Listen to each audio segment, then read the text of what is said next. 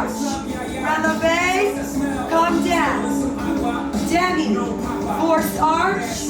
Releve, come down. Hold your core. Engage your core. Balance. Weight in the ball of the feet. Life in the arms. 2 more. So I started dancing in 6th grade when I was 12. I started with tap. And I always was, when you're growing up, you try to find like your thing. And I tried sports and even like theater and acting, different things. But when I took my first tap class, and then I took a jazz class, I felt alive. I think when I dance, it's the only time I'm really present. I like my mind is only on that thing. So it's everything for me. It's therapy, it's expression. It's when I'm most myself. So I feel almost sad if I'm not. Like if dance was totally erased from my life, I wouldn't be me. It's when I'm most alive and focused and present and in the moment. Has that changed over the years at all, your relationship with dancing? Definitely. I've had loving feelings to dance and angry feelings to the art form. Because sometimes I wish I wish that I like had a passion for numbers or law. Like I wish I had a passion for something that makes money, So like really, because some people have those urges like to crunch numbers in accounting and medicine and biology. And I'm like, why did I feel also like dance feels like a curse. Yes, to answer your question, I've had negative feelings towards my love. And that's awful when you feel that way, like you feel like you're stuck with a curse, because if I'm not doing it, I'm unhappy, but I also need to pay my bills. And it's really, really difficult to survive off the art form. It can run you into the ground. You're going to auditions, people telling you you suck basically, and you have to tolerate it all the time. But we have emotions, and that can really drag you down. So sometimes I really wish I had another calling, like it does feel like a curse, but I still need it. So I've had a lot of mixed feelings, and mostly because the industry is hard. There's not a lot of leadership accountability for freelance dancers. There's like, if you get fired from a company, there's no like HR you can report to. You just have to suck it up again and find another opportunity.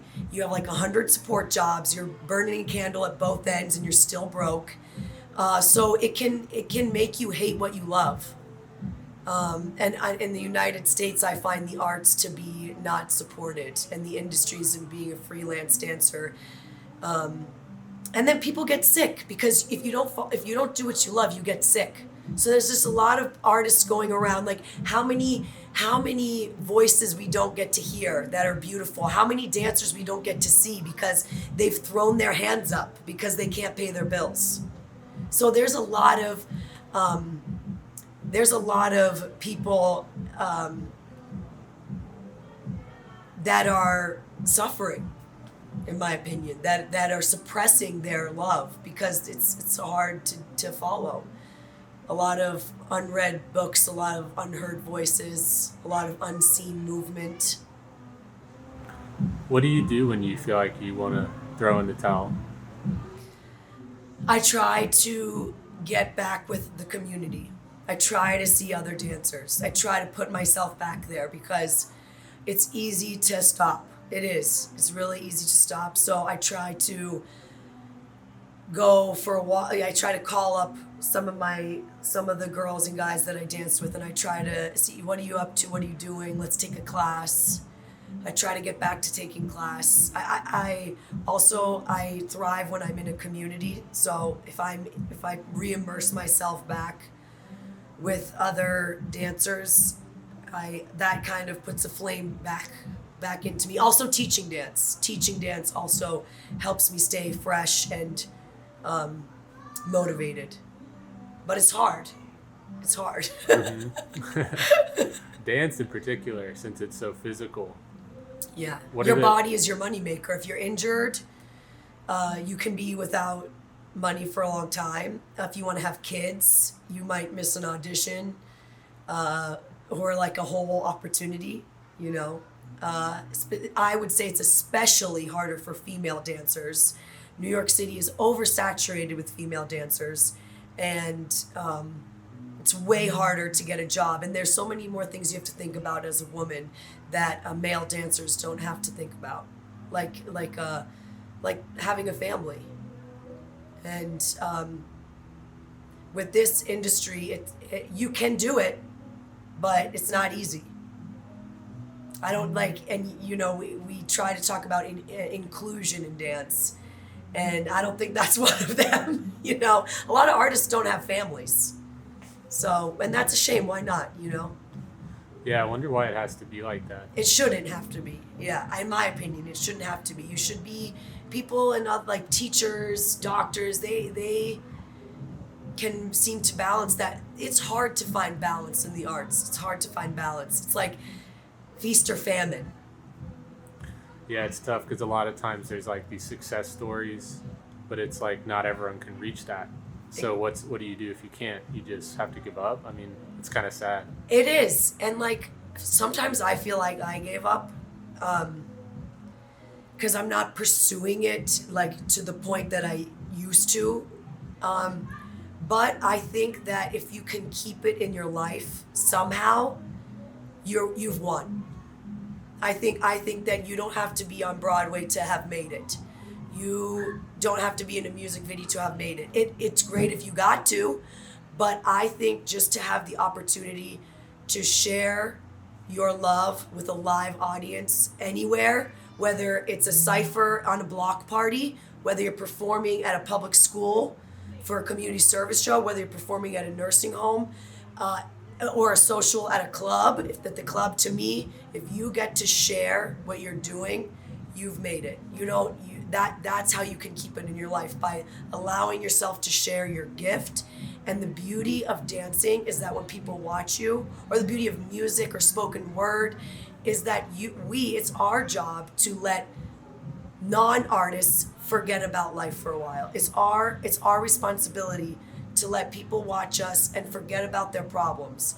And even if you haven't made it, that's, you know, whatever we say, even if you haven't made it, I think you've made it if you get to allow somebody to have a better day. I get emotional. I'm like a little bit choked up right now, but because you know, I feel sad, you know, like I feels like sometimes I didn't make it really, but you know, I got to dance like for my family before, and for these kids at special ed schools and the residents at the nursing home, and to be able to use your art for people who don't get to art accessible to them. I think you've succeeded, because you know, it can be really elitist. It can be, you have to pay a lot of money for a ticket, but I'm sorry, I'm getting emotional. No. But I think that's special. That's why art is here. It's for everyone. So I think that even if you're not as far as you would have liked to be, you know, I teach at Dancers Dreamzzz, and I think sharing, teaching, and just putting your heart out there for everyday people, I think that in my eyes, you made it. Yeah. Thank you for sharing Sorry. that. Because I agree. I think it's about the interaction, you know, the expression, not the monetary necessarily. Yeah, because the reality is it's not a high money making field. If you're a dancer, you kind of have to accept that you're always going to be living hand to mouth for the most part, you know, and that's okay to accept, and that's wonderful. So you have to relish in those moments that you get to have, you know, that make it the most meaningful for you and for the audience. Especially, we were suffering during the pandemic so much, we didn't get to share. And it's what we live for, is the live expression. So that's what I think. That I believe you can make it if you can keep it in your life in that way. And teach it to young people, because a lot of young people need a reprieve. I'm talking about as an adult how I need to keep this in my life, but young people need activities too, and this is things to avoid staying in the street. What is a healthy, enjoyable, expressive activity for you to do? It's really important that we have arts in schools and like local dance schools like where I work here. It's really important for the community. It's really, really important. Like Dancers Dreamzzz, where I work, has been serving the South Bronx for over 25 years. And it's important that we have these local dance schools that provide positive recreation for the community. And I feel proud to work for, like an organization like this. It's really special. I myself ran a dance company for 4 years, and I would have the students open up the show, and that sometimes was their very first time ever performing on a stage, and that was so memorable. Like they got to perform, and that's so special. It's to see them, even the small moments when they get a step that they've been working on for like 2 weeks, and they still haven't gotten it. So when they get the step, when they learn how to dance as an ensemble, like special moments, they get a lift that they couldn't get. They, things that they were just seeing them grow. I had alumni. We did a project with the alumni dancers that I taught ballet to, and it was like they were like beautiful. Like you get to see them grow. That's what's special about all the students that I get to share the art with, seeing them grow and become young adults and seeing them continue to dance. It's really cool. What is it that makes someone have a unique voice? Or I'm trying to get at, like, how do people develop themselves as an artist? So it depends on the style of dance that you do. And it also depends on, like, so for me, I'm Italian American, and I find a lot of inspiration through my Italian background and like Italian literature and music, and folklore. So I am inspired by just the human experience. So I personally like to use dance to tell a story. Some people like dance for entertainment, for sheer entertainment, which I think is phenomenal too. I love to just be entertained. But for me, for how I find my voice or my look or what makes me different is I want to connect with people, and I'm concerned with the human experience and my cultural background. So I think that it depends on the style of dance you do. It depends on your background. Maybe if you want to include that, you don't want to do that. Are you more of a conscientious dancer? You just want to entertain and fire up the stage? But you could do, so for me, it really depends on who you are and where you're working from. That's where I veer towards. I veer towards those preferences of storytelling, of the human experience, of culture. I love international dance, from like different, I love Indian Bhangra dance. Like I love salsa, I love hip hop, and I believe like all those different styles have different stories. So it just depends on the person, but for me personally, that's my answer for what I look for in a dancer and what I look for when I'm creating. That's what I want, somebody that dances with their soul, that's telling me something. Because anybody can kick their leg high and whack their head, but not everybody can make me feel like alive. Like I want you to tell me something with yourself. But that's what draws me, and that's what I look for if I'm holding an audition. That somebody's dancing with their heart and with their soul. But somebody else might not look for that. That might not be their preference. Another person might just want the person that kicks the leg and wants the technique. For me, that's not necessarily what I'm looking for. I want something deeper. What's your approach with encouraging new dancers? I'm gonna be realistic. People are like, follow your passion. It's great. If you do what you love, you'll never work a day in your life. Okay, that's not true. Like, I'm gonna just be straight up. Like, it's hard. I'm going to say try for it, because in life you regret what you don't do. So go for it. Know that things take time to develop. You're not going to be a professional dancer in 3 years. Okay? Like any career, you have to put some blood in the game. You got to put some blood in the game. So I'm going to just be straight up. It's going to be hard. You're going to get rejected a lot. It's going to take time. Take as much class as possible, go to as many auditions as possible, surround yourself with encouraging community of dancers, okay? I'm gonna say put yourself in a positive community, take class, go to auditions, let yourself develop, give time to develop. It could take 5 years, it could take 10 years, it could take 20 years. You never know, because it's like hard work and luck. It's a mixture of the two. It's not going to be enjoyable all the time. And sometimes you're going to want to give up. And if you need to take a break, you got to take, sometimes you got to take a break so you don't have a toxic approach to your love, So if you need to regroup,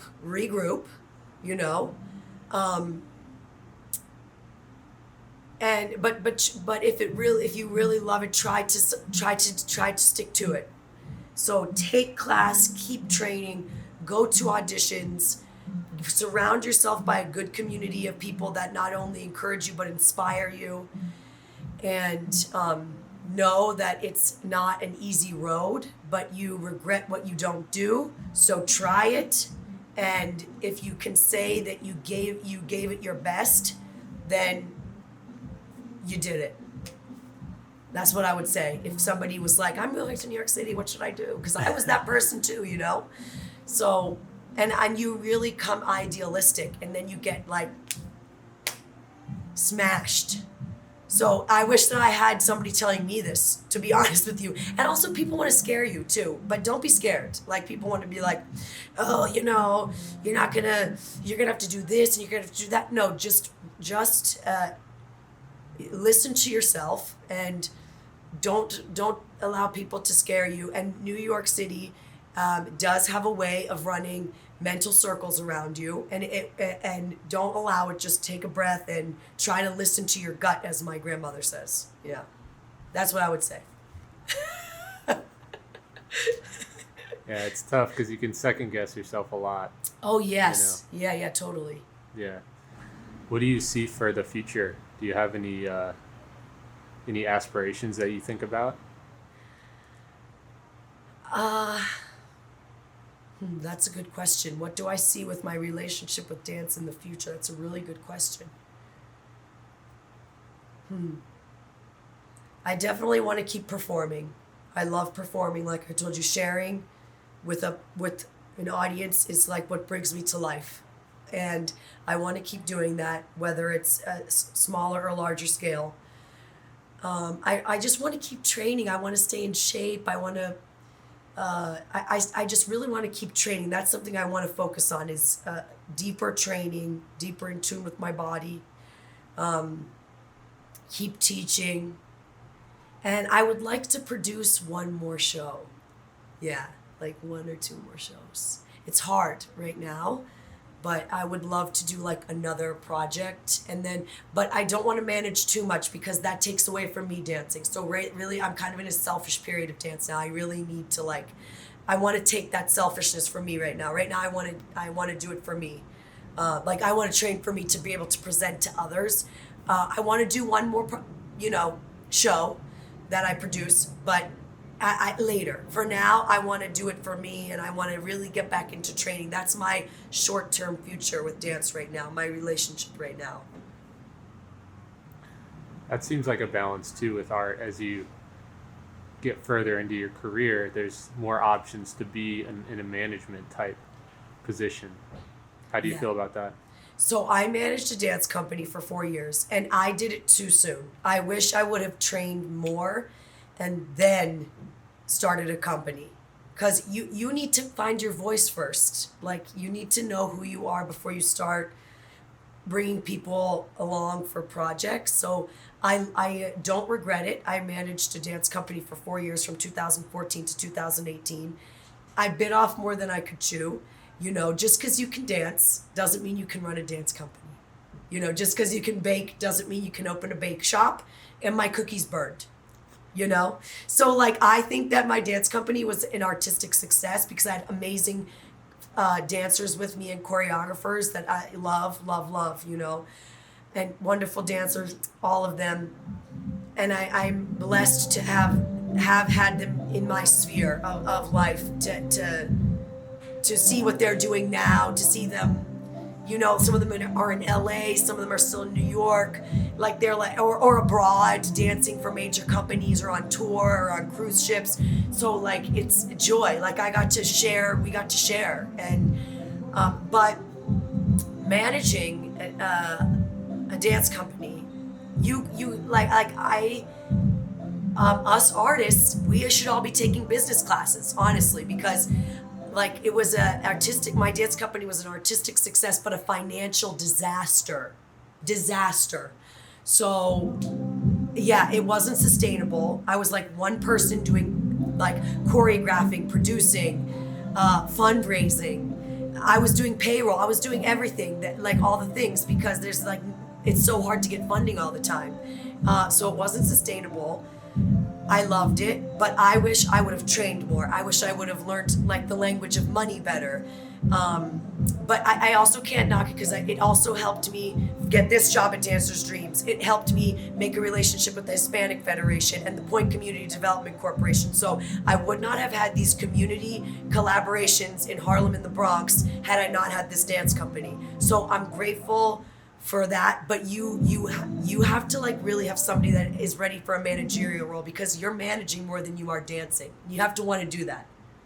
So, and there's not a lot of supports for arts companies, for like grassroots arts companies.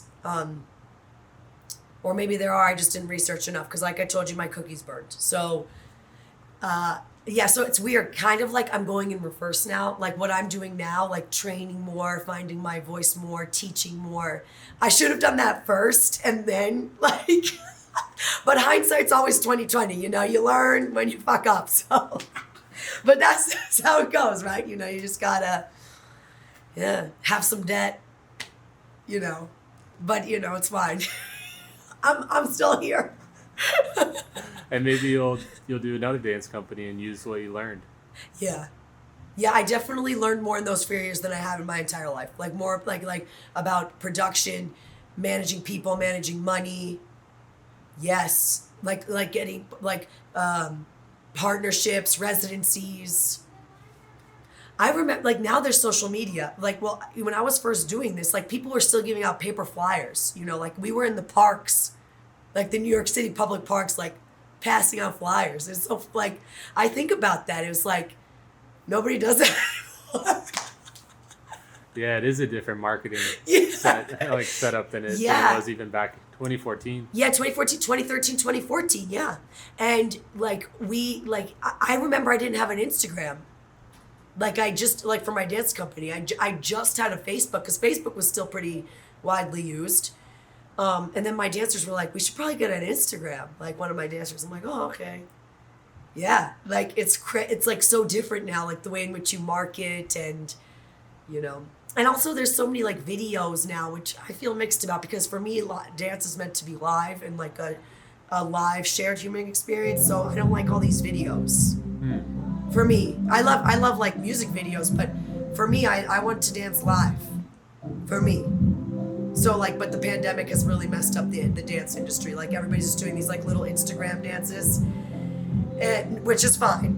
Okay, I'm not knocking it. If that's what you want to do, go for it. But for me, I just like it live because I want to share. I like human contact. So that's my personal preference of the art form. So you're not gonna make a TikTok? No. Hell no. I'm not making a TikTok dance. No matter how many times people ask me, I don't want to do it.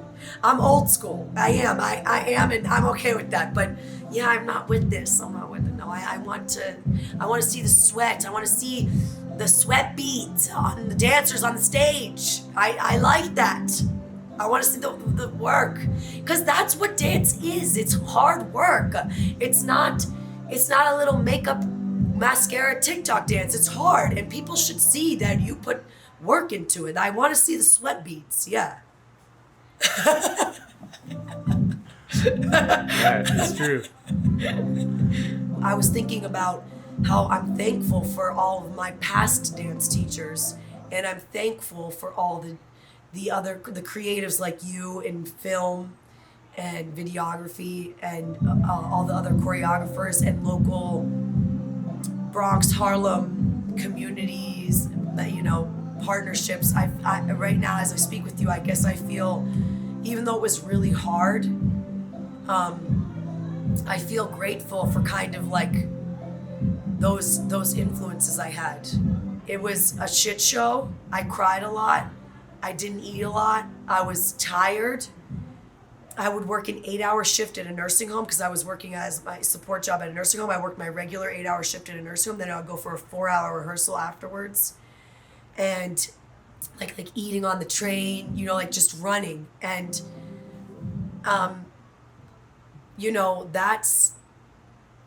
even though I was like always, like I was tired, I'm grateful.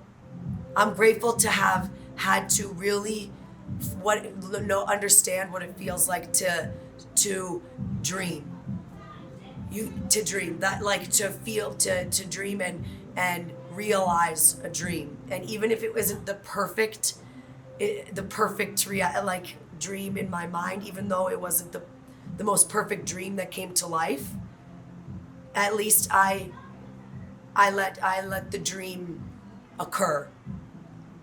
Even though it wasn't as it was in my mind, it still happened. So I feel, as I'm talking to, I feel gratitude, and because some people just keep dreaming and they don't actually pursue the dream, So I feel that I'm grateful that I pursued it, and I'm still trying to pursue it, and even though I have a different relationship with it. And I feel extremely grateful to all the figures that came in and out. And that's why I'm crying too. I'm like, I think about all those people that, like even my colleagues at the nursing home, and my family, my friends, they really came to the shows. Like you really see when you're an artist and those people come to your shows, it's like, thank you. Because how many people are like, I'm going to come to your show, and then they don't come to your show. But when you see them in the show, it's like, you see who your like real friends are, or like your real people who really support you. They really go out of their way to like make a donation, buy a ticket, hang up a flyer in their office. That's like, I'm grateful to see those people that showed up for me when I was climbing the ladder. You climb the ladder and some people fall off your ladder, but some people climb it with you, and that is what I'm most grateful for, to know that when you're pursuing something, that there were people that still stuck by me, and like like many wonderful people that I feel indebted for. And that's what I'm thinking. I'm thinking about gratitude. My poor partner, Omar, dragging him through the trenches, making him go to every show. But, that I do. But like the colleagues and even, friends, that's who I feel gratitude as I'm speaking to you. That's how I feel right now.